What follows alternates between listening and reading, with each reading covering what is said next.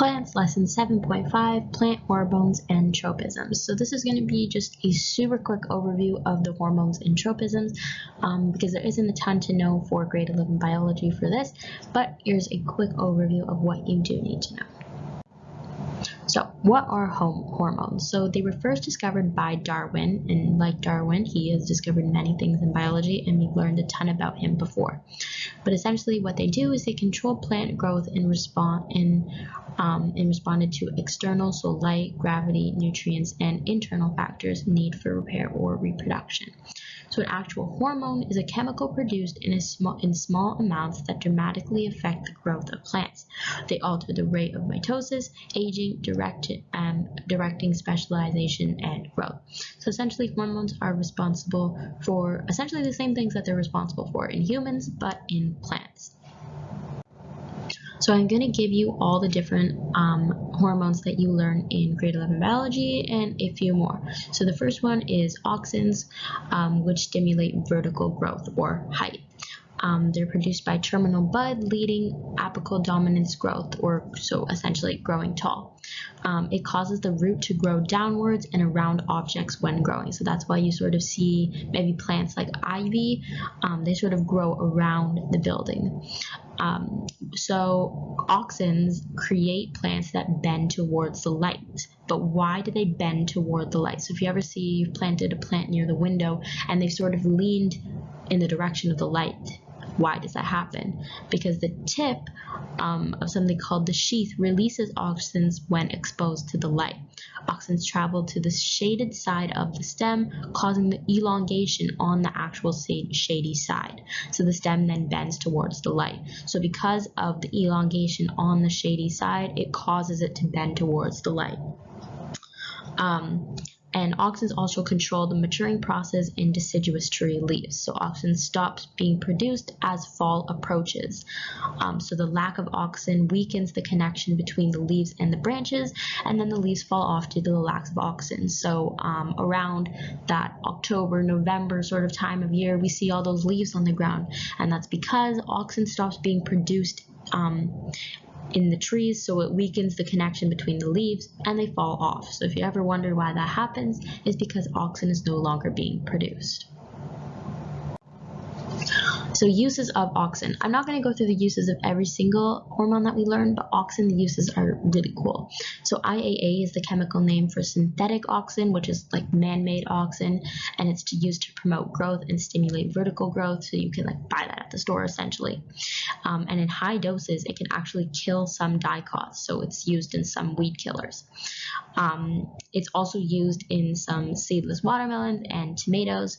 And then a really sad use of auxin is Agent Orange, which was used in the Vietnam War as a defoliant, which removes leaves from trees, because that's what it is. And they said the army, the U.S. Army said it was to remove the trees from the leaves from the trees so that they, like soldiers could see better and they could clear the land and all that. But not only did it cause the leaves to fall off the trees, but the actual orange dust was extremely harmful to humans and caused a lot of defects in the Vietnam War in some children that were being born and developing then.